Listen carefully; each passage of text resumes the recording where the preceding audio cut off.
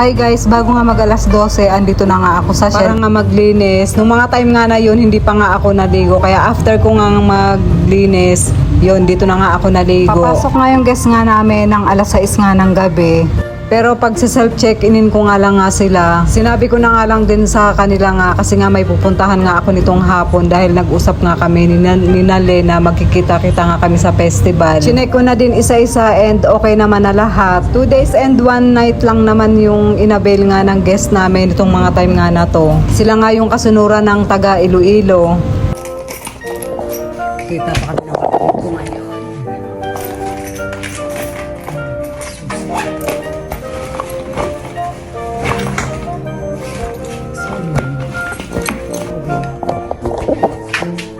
Self-check-in ko na lang sila.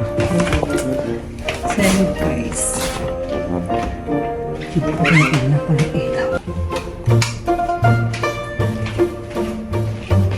Ay, ba yan? Naiwan ko pa. Check-in nila mamayang alas 6. So yun guys, bye-bye. Ang dilim na.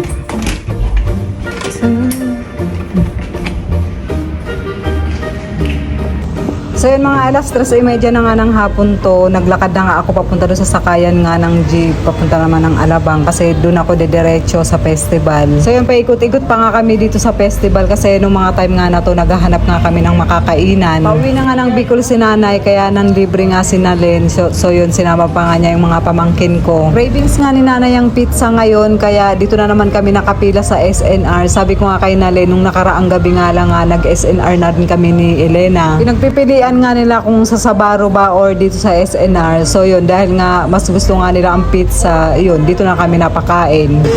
At pagkamot. Kain tayo. At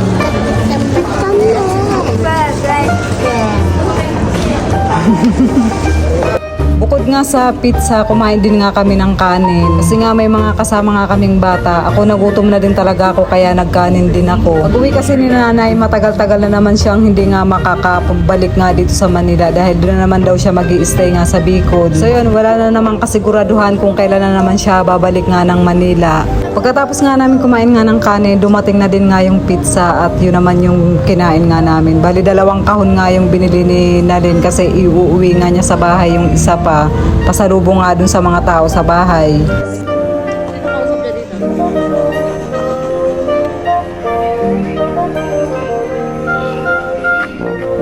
So yung pinag-take out nga rin ni Nalin nga si Gerald nga ng 1-piece chicken, pati na rin nga pizza. Madami din kasi kaming natira dun nga sa isang kahon.